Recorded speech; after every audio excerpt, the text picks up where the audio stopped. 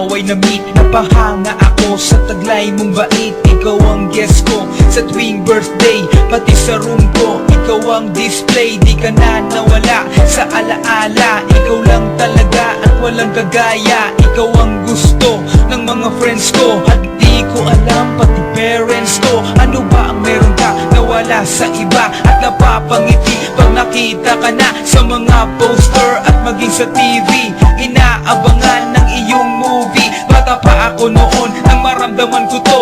Ayoko ng iba, ikaw ang gusto ko. At sa aaminin ko, maniwala ka, mas gusto kita kaysa kay Darna. You were always gonna be mine. It's so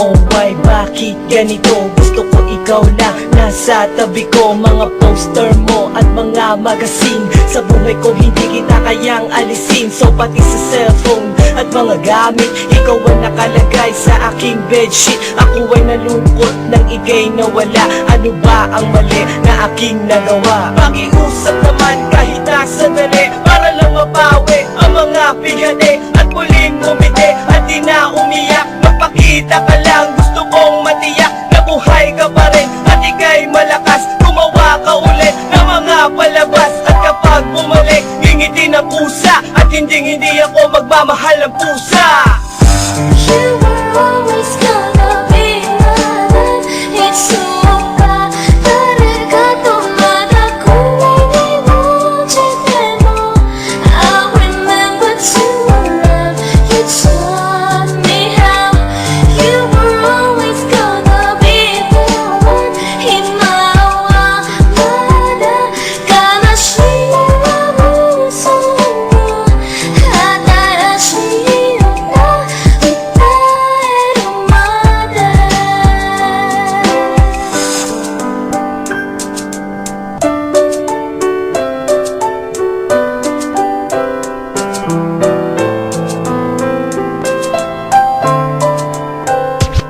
Lumipas ang mga taon, nananatili ka pangarap. Nais kong libutin ang mundo para ka lang mahanap. Sapagkat tigis sa pagmakita ka lang sa larawan. Gusto ko ay makasama ka, handa ko nang iwanan ang lahat ng kayamanan, pati GF ko. Sabihin mo magkano ba ang TF mo, at aking ibibigay, tanggapin mo lang ako. Okay lang sa akin kahit alipinin mo ako. Sabi ng ama ko, nabubuwang ako.